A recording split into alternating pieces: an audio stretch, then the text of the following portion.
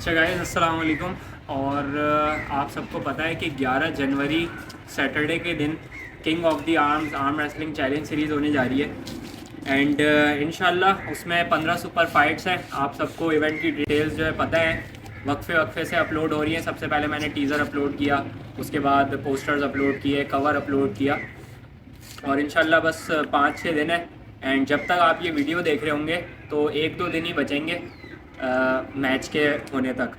तो ये है कि इस वीडियो में रेफरी के हवाले से जितने भी रूल्स हैं वो मैं डिस्कस करूँगा। अली ज़्यादा भाई हेड रेफरी होंगे उस दिन, एंड सेकेंडरी रेफरी या असिस्टेंट रेफरी आप कह लें अता भाई होंगे शाह फैसल में, शमसी सोसाइटी में जिनके सेशन होते हैं। एंड इवेंट वाले दिन मैं आपको बताऊँगा कि रेफरी एक तो इवेंट से पहले सारे रूल्स खुद भी अनाउंस करेगा, एंड वीडियो के तौर पे भी मैंने ये सोचा था कि रूल्स की जितनी भी चीज़ें हों वो मैं बताऊं। तो इवेंट वाले दिन जब मैच अनाउंस किए जाएंगे तो उसके बाद जो जो स्टेप्स होंगे वो मैं अब आपको जो है ना बताऊँगा। अनाउंस करने वाला जो होगा इवेंट के दिन वो अनाउंस करेगा कि 2 कैंडिडेट जो भी हैं जिनके मैचेस हैं वो टेबल पे आ जाएं। तो लेट्स सपोज जब्बार और मोहसिन टेबल पे आ जाएं। प्लेयर के टेबल पे आने के बाद सबसे पहला काम रेफरी बोलेगा ग्रिप करना, ठीक है। तो रेफरी जब ग्रिप करने का बोलेगा तो दोनों प्लेयर्स क्या करेंगे, ग्रिप कर लेंगे, ठीक है। अब ग्रिप कर लें, ठीक है। ग्रिप करने के बाद रेफरी बोलेगा शोल्डर स्क्वायर करवाने को, ठीक है। शोल्डर स्क्वायर मतलब आपके बिल्कुल पैरेलल होनी चाहिए टेबल के, ठीक है। शोल्डर स्क्वायर हो गए, सही है। तो एक और चीज़ ये कि रेफरी देखेगा नीचे टांगे भी, ठीक है। नीचे वो देखेगा कि टांगे जो है ना आपकी वो ओपोनेंट के आपके साइड पे नहीं जानी चाहिए। अब जब बार जैसे आप लेके जाएं, अब जैसे अगर टांग सामने वाले प्लेयर के पास जा रही होगी ना तो रेफरी उस पर वार्निंग देगा, तो आपको टांग अपने एरिया में ही रखनी है, सेंटर लाइन से पीछे ही रखनी है। अब सब चीज़ें हो गई, प्लेयर के अपने अपनी तरफ जो है उसने पोजीशन ले ली, शोल्डर स्क्वायर्ड हो गए, रिस्ट स्ट्रेट है। बाकी जो सिंपल रूल्स होते हैं, रोटेशन आएगी, रिस्ट स्ट्रेट होगी, ठीक है। रिस्ट अगर डेड हो रही होगी तब भी रेफरी वार्निंग देगा, रिस्ट अगर कप हो रही होगी तब भी वार्निंग देगा स्ट्रेट करने के लिए। उसके बाद जब सारी पोजीशन हो जाएगी तो गो हो जाएगा, ठीक है। एंड ये सिंपल रूल्स हो गए हमारे पास सिंपल ग्रिप के और पोजीशनिंग के। इसके बाद बात करते हैं रेफरीज ग्रिप पे। अब अगर 30 सेकेंड्स तक ग्रिप ना हो रही हुई, ठीक है, 30 सेकेंड तक अगर किसी प्लेयर ने रेफरी ने अगर देखा कि कोई प्लेयर जानबूझ के ग्रिप नहीं कर रहा तो रेफरी उसको पहले वार्निंग देगा, ठीक है, कि ग्रिप कर लें। अगर तब भी ग्रिप नहीं होती तो फिर रेफरी इशारा करेगा रेफरीज ग्रिप का, और फिर रेफरीज ग्रिप में मैच स्टार्ट होगा। रेफरीज ग्रिप का रूल ये है कि शोल्डर स्क्वायर करवाएगा रेफरी सबसे पहले, सही है। दोनों प्लेयर शोल्डर स्क्वायर कर लें, और रेफरी ये बार बार बोलेगा रेफरीज ग्रिप में कोई मूवमेंट नहीं चाहिए, ठीक है। रेफरीज ग्रिप में कोई भी मूवमेंट होती है तो उस पर फाउल होता है। अब रेफरीज ग्रिप में दोनों हाथ जो है ओपन होंगे, ठीक है।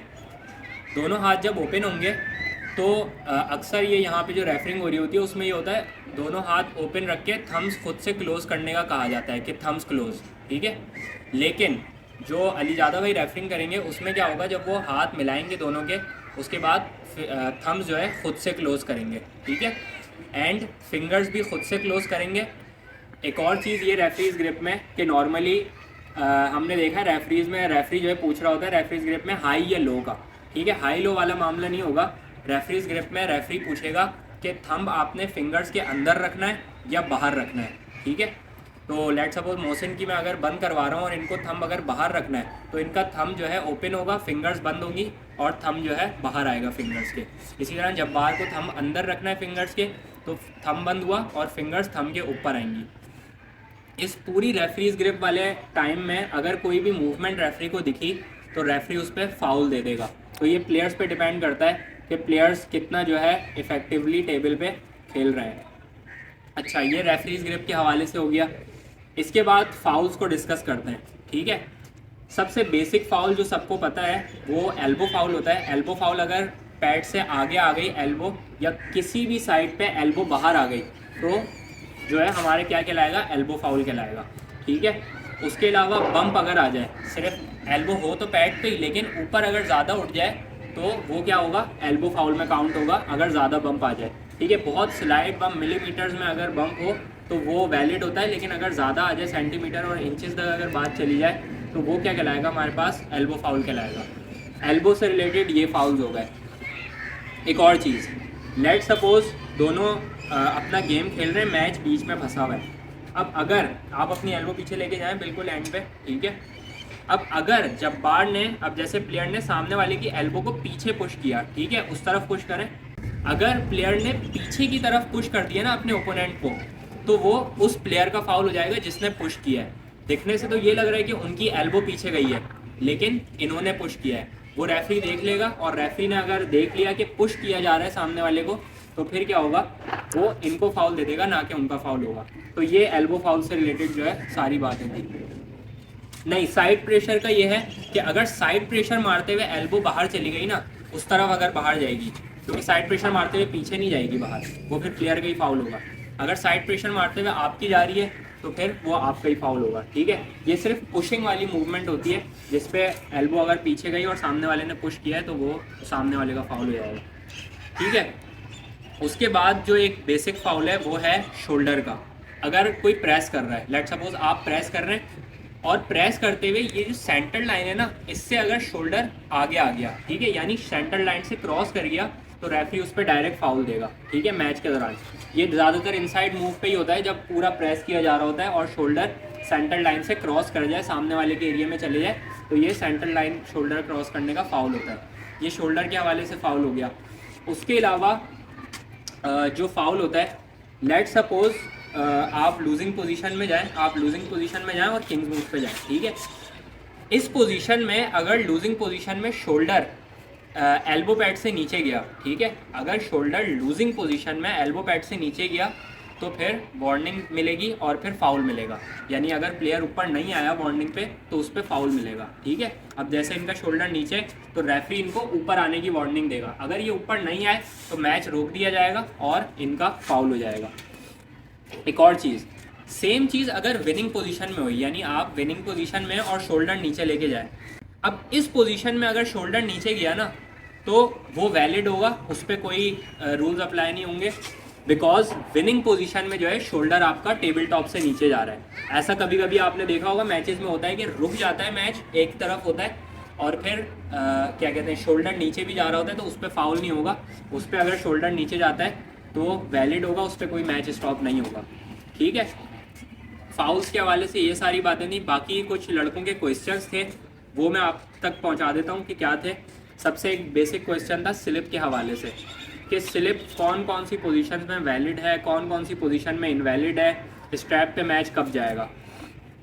तो देखें, स्लिप का सीन ये है कि अगर ये जो आपका पैग है ना, इस रेंज में अगर लूजिंग पोजीशन में स्लिप हो रहा है, यानी इस रेंज तक आ गया हाथ, और फिर ओपोनेंट ने अगर स्लिप करवाया, तो ये लूजिंग पोजीशन कहलाएगी। अगर सेंटर में स्लिप हुआ, ठीक है, सेंटर में ही है और सेंटर में स्लिप हो रहा है, ये वैलिड स्लिप है, स्ट्रैप पे जाएगा मैच। लेकिन अगर जब मैं अटैक करूँ, जब ये अटैक करें और ये स्लिप करवा रहे हो ना, और हाथ इनका इस रेंज में हो, तो फिर ये लूजिंग पोजीशन का स्लिप कहलवाएगा, और फिर ओपोनेंट को सामने वाले विन मिल जाएगा।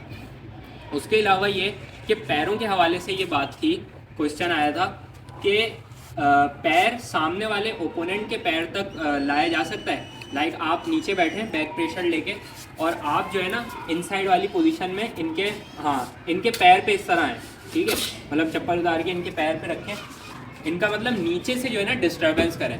यानी अगर नीचे पैरों की मूवमेंट अगर देखी जाए, तो पैरों पे अगर रेफरी ने देखा ना कि प्लेयर्स कुछ मसला कर रहे हैं, तो उस पर भी रेफरी को अगर लगा कि ये प्लेयर सामने वाले प्लेयर के पैरों पे आ रहा है, तो रेफरी जो है उस पर वार्निंग और फाउल दे सकता है, ठीक है। मतलब वो वैलिड नहीं होगा, ऐसा नहीं होगा कि मैच चले जा रहा है, ठीक है। तो ये सब रूल्स थे। आप लोगों के अगर कोई क्वेश्चन हो तो वो कर लें। रेफरी ग्रिप के टाइम पे अब जैसे अक्सर मैंने देखा, कल मैंने देखा था मैंने, तो उसके अंदर वो लोग अपनी मतलब पावर लगा के बैठे हुए थे, बैक प्रेशर सब लोड करके बैठे थे, तो ये अलाउ होता है या नहीं होता? सही है। अब देखें, बहुत ज़बरदस्त सवाल आया। 4 जनवरी सैटरडे को Rana Akbar versus Umar Zia Pakistan title match था रहीम भाई की रेफरी में, एंड उसमें पहले राउंड में ये हुआ कि राना अकबर ने पूरा बैक प्रेशर लिया, एंड सेंटर भी उनके पास था, उमर ज़िया की रिस्ट डेड हुई थी, एंड तब भी जो है गो हो गया था। तो देखें, इसमें ये मामला है कि मेरी नज़र में वो टोटली इनवैलिड गो था, बिकॉज सेंटर वगैरह पूरा जो है चला गया था राना अकबर के पास, और इस तरह बड़े मैचेस में ये होता भी है। लेकिन इस पर मेरी नज़र में फ़ाउल मिलना चाहिए, और गलत स्टार्ट अगर हो रहा है मैच तो उसको देखना चाहिए। मेरे इवेंट में ऐसा कुछ भी नहीं होगा। अली ज़्यादा भाई रेफरी होंगे। सेंटर अगर हाथ रहा, रेफरीज ग्रिप हो कोई सी भी ग्रिप हो, सेंटर में हाथ है ठीक है, बॉडी की कोई मूवमेंट नहीं है ठीक है, सेंटर में हाथ है तो सब ठीक है। लेकिन जहाँ पे रेफरी ने देखा कि सेंटर किसी एक के पास चला गया, रेफरीज ग्रिप हो रही है और सेंटर किसी एक के पास चला गया, तो रेफरी उसको फाउल दे देगा बिकॉज रेफरी ग्रिप में मूवमेंट आ रही है। तो जब तक हाथ सेंटर में है दोनों के गो से पहले, तब तक जो है सही है और रेफरी गो करवा देगा। लेकिन किसी भी एक की तरफ अगर जाने लगा ना हाथ, तो उसकी मूवमेंट आ जाएगी और फाउल हो जाएगा। तो ये सब चीज़ें। उसके अलावा एक और सवाल था कि अब जैसे कि मिसाल के तौर पर आप रेफरी करवा रहे हैं ठीक है, अब मैंने आपको बोला कि इसकी मूवमेंट आ रही है, आपने कहा मैं करवा रहा हूँ, आप कुछ नहीं बोलो, चला रेफरी को टोकना बीच में। रेफरी हाँ हाँ आप बिल्कुल बोल सकते हैं, ये तो सारे माइंड गेम का हिस्सा है ये।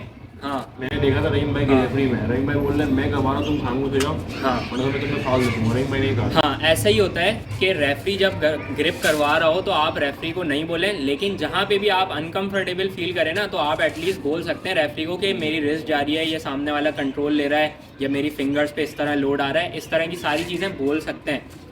बोलने में, कन्वर्सेशन में, वो कैब में कोई मसला नहीं है ठीक है। लेकिन आप अगर बार बार किसी एक चीज़ पे करेंगे ना मसला, तो फिर रेफरी को अगर लगेगा कि रेफरी सही कर रहा है लेकिन प्लेयर बार बार वो कर रहा है मसला, तो रेफरी उस पर वार्निंग और फाउल दे सकता है ठीक है। और कोई रेफरिंग से रिलेटेड कोई सवाल है? स्ट्रैप के टाइम स्ट्रैप में जैसे मैच होता है तो स्ट्रैप में भी यही होता है कि उसमें तो बिल्कुल फील हो जाता है प्रेशर, तो उसमें वो मना नहीं करेगा रेफरी, मतलब जैसे मैंने प्रेशर लिया अब जैसे स्ट्रैप में मैच है तो चाहे रेफरी की किसी में कराई, अब उसके अंदर जैसे प्रेशर लेके रखना पड़ता है क्योंकि स्ट्रैप में तो स्ट्रैप खींचनी पड़ती है ना कि हाँ। तो उसके अंदर फाउल नहीं होगा अगर मैंने पहले से खींच के रखी। इसमें वही बात है कि अगर आपने खींचा हुआ है सामने वाले का हाथ लेकिन सेंटर है तो फिर ठीक है। सेंटर से अगर आपके पास जा रहा है ना हाथ, तो फिर रेफरी को पता चल जाएगा कि मूवमेंट आपकी तरफ जा रही है, रेफरी उस पर फाउल देगा ठीक है। और वो वाला तो नहीं जैसे मतलब ये इस पे से हाथ हड़ी है तो मतलब सेकंड का टाइम है या हाँ डायरेक्ट? ये भी मैं आपको बता देता हूँ कि ये जो पैग है ना, ये पकड़ना पूरे मैच में ज़रूरी होता है। अगर ये छूट जाए और एडवांटेज गेन ना हो और सामने वाला जो है पिन कर दे ठीक है, यानी अभी देखें इन्होंने छोड़ा हुआ है और पिन भी कर दिया, तो ये वैलिड पिन कहलाएगा। लेकिन अगर उन्होंने छोड़ा और टेबल के नीचे से कहीं से पकड़ के उन्होंने एडवांटेज लिया, तो फिर ये वैलिड पिन नहीं है, बल्कि ये जो है इनका फाउल कंसिडर होगा। जबकि अगर एक दफ़ा छोड़ दिया तो रेफरी उस पर वार्निंग देता है पकड़ने का, मैच नहीं रुकता उस पर ठीक है। अगर बीच में जैसे मैच कंटिन्यू है और छोड़ दिया तो रेफरी उस पर जो है वार्निंग देगा और फिर से पकड़ने का बोलेगा। अगर उस पर नहीं पकड़ा गया दोबारा पैक तो फाउल हो जाएगा। अच्छा, अगर स्ट्रैप के मैच में अगर फाउल हो जाता तो स्ट्रैप खुलती है नहीं खुलती? स्ट्रैप नहीं खुलता। अगर स्ट्रैप में फाउल हो जाए, एल्बो फाउल या फिर किसी भी तरह का फाउल हो जाए, तो स्ट्रैप नहीं खुलता उसूलन। एंड ये प्लेयर्स पे भी डिपेंड करता है कि वो कितना रेफरी को बोले, लेकिन जनरल रूल यही है कि स्ट्रैप के जब फाउल होते हैं तो उसमें स्ट्रैप दोबारा नहीं खुलता ठीक है। ठीक है ठीक है भाई, तो ये रेफरी से रिलेटेड जितने भी रूल्स थे आप तक मैंने पहुंचा दिए। बाकी इंशाल्लाह जितने भी लोग वीडियो देख रहे हैं वो सब इनवाइटेड है 11 जनवरी के इवेंट में। 15 सुपर फाइट्स हैं, सारे लड़के जो है पैशनेट हैं और समझ लें 1-1.5 साल से ये जब्बार भाई हो गए, मोहसिन भाई हो गए, जितने भी प्लेयर्स खेलने वाले हैं ना, ये सब 1-1.5 साल से प्रैक्टिस कर रहे हैं आर्म रेसलिंग और सब बिगनर्स की फ़ाइट है। इंशाल्लाह गेस्ट भी हमने बुलाए, तो जितने भी व्यूअर्स हैं 11 जनवरी को इंशाल्लाह आप सबसे मुलाकात होगी। तब तक के लिए अल्लाह हाफ़िज़।